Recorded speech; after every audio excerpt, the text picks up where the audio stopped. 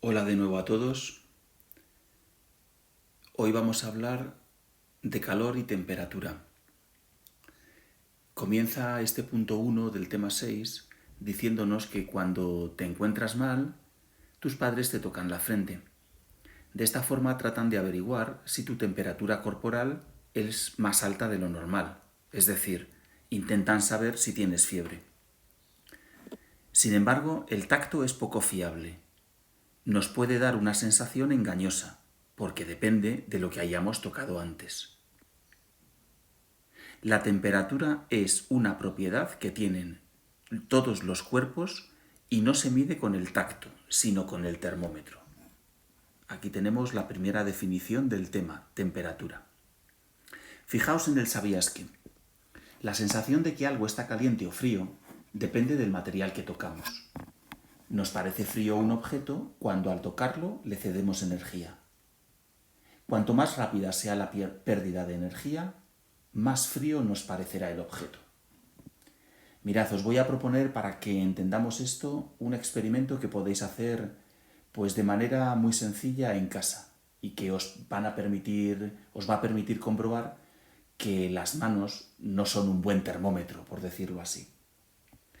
Te propongo que en casa llenes 3 barreños pequeñitos o 3 cacerolas de las de hacer el guiso, las lentejas. Llénalas con agua a distinta temperatura. Uno de ellos con agua caliente, sin que llegue a quemar. Otro con agua templada. Y el tercero con agua fría, agua que has podido tener en la nevera. Mete tus manos en el barreño de agua caliente y en el de agua fría, a la vez. Y tenlas durante 1 minuto y medio o 2 minutos introducidas en ambos barreños.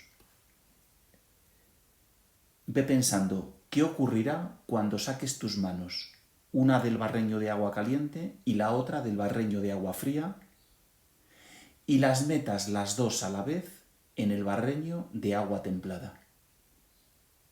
¿Qué crees que sentirán tus dos manos? ¿Van a sentir lo mismo o crees que no? Claro que no. Cuando metas las manos en el agua templada, vas a comprobar que la mano que estuvo en el agua caliente va a percibir el agua templada como fría, mientras que la otra mano, la que estuvo en el agua fría, va a percibir el agua templada como caliente. Y esto, la demostración es muy sencilla. Si coges un termómetro de los que tengas por casa y lo introduces en el agua templada, vas a comprobar que la temperatura es única, es solo una, la que tiene el agua templada. Puede que esté a lo mejor a 20 grados, a 25 grados. Por lo tanto, vemos que la sensación de caliente o frío no depende del material que tocamos. Nos parece que está más caliente o más frío dependiendo de la liberación de energía que haya. Bien, vamos a continuar. ¿Qué es el calor? Fijaos en este otro experimento que nos proponen los chicos que aparecen en la imagen, en los dibujos. Dice, ¿qué ocurre si en un cazo con agua a 15 grados introducimos un huevo cocido que está a una temperatura de 80 grados? En el primer dibujo pone que al principio de la experiencia el huevo, antes de introducirlo, está a mayor temperatura que el agua. Pero al final de la experiencia, en el segundo dibujo, dice que el huevo y el agua están a la misma temperatura. ¿Qué ha ocurrido? Lógicamente, el huevo se enfría y el agua se calienta. Científicamente, decimos que desciende la temperatura del huevo y sube la temperatura del agua. Al cabo de un rato, el huevo y el agua tienen la misma temperatura, es decir, han alcanzado el equilibrio térmico. Aquí tenéis la segunda definición del tema. El huevo ha perdido energía y el agua ha recibido energía. Siempre que ponemos en contacto un cuerpo caliente y un cuerpo frío, pasa energía desde el caliente al frío. Este paso de energía se llama calor. Por tanto, el calor es una forma de transferir energía entre dos cuerpos que están a distinta temperatura. Aquí tenemos la tercera definición, la definición de calor. Fijaos, calor y temperatura son dos conceptos que habitualmente se asocian, que están muy presentes en nuestro lenguaje cotidiano y que yo creo que frecuentemente utilizamos de manera errónea. Os voy a proponer analizar la exactitud de algunas frases que decimos habitualmente. Por ejemplo, solemos decir: el agua de la nevera está fría. ¿Qué os parece?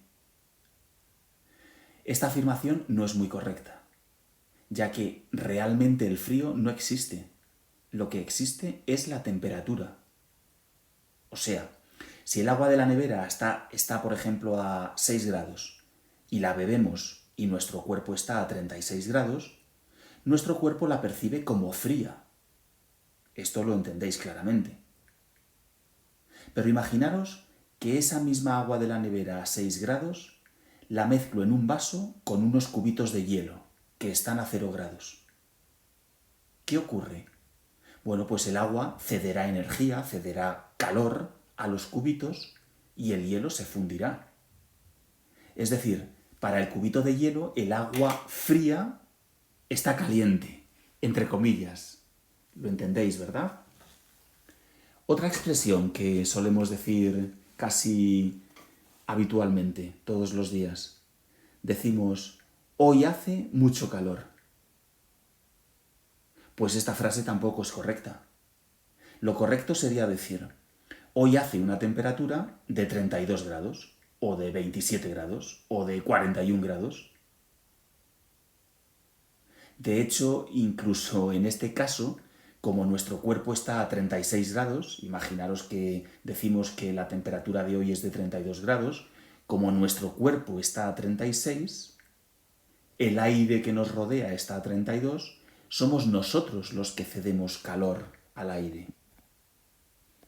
Bueno, yo creo que con estos dos ejemplos entendemos la diferencia entre calor y temperatura y vemos que es necesario utilizar correctamente estos términos.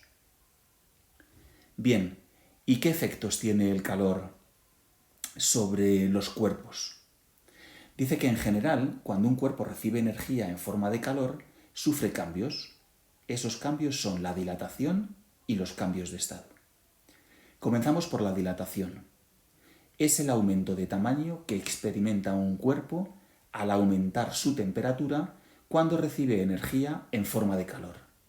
Aquí tenemos la cuarta definición. Y ahora nos explica que los gases y los líquidos son los que más se dilatan. Los sólidos también se dilatan.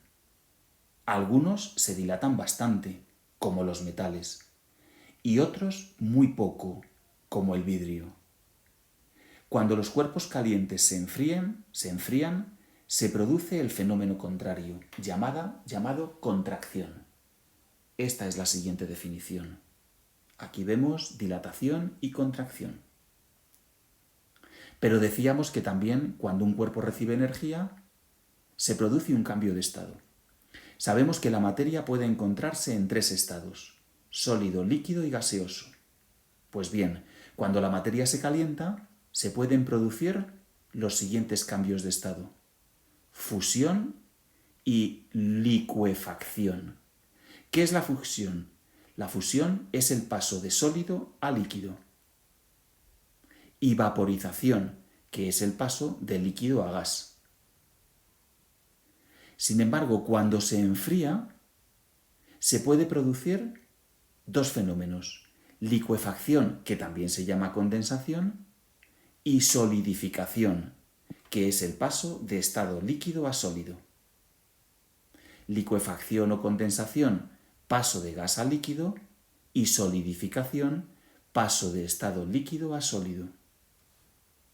Durante los cambios de estado nos precisa, la temperatura no varía. Por lo tanto, vemos aquí que cuando la materia se calienta, se puede producir fusión o vaporización, y cuando se enfría, licuefacción, que también se llama condensación, y solidificación.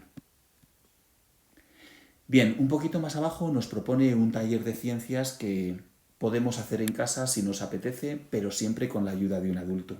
Es muy sencillo. Dice que pongas un poco de agua y un huevo pequeñito, un huevo de codorniz, en un molde de papel de los que se usan para hacer magdalenas. Calienta el recipiente, es decir, el molde de papel, con una vela o un mechero, hasta que el agua hierva. Hay que apagar la fuente de calor, es decir, el mechero, la vela, antes de que se consuma toda el agua. ¿Cómo es posible que hierva el agua y no arda el papel? Pues porque el motivo es que el agua hierve a 100 grados y esa temperatura se mantiene constante mientras queda agua líquida. Sin embargo, el papel necesita 233 grados centígrados para empezar a arder. Ya os digo, si os apetece, este experimento lo podéis hacer en casa con ayuda de un mayor, de un adulto.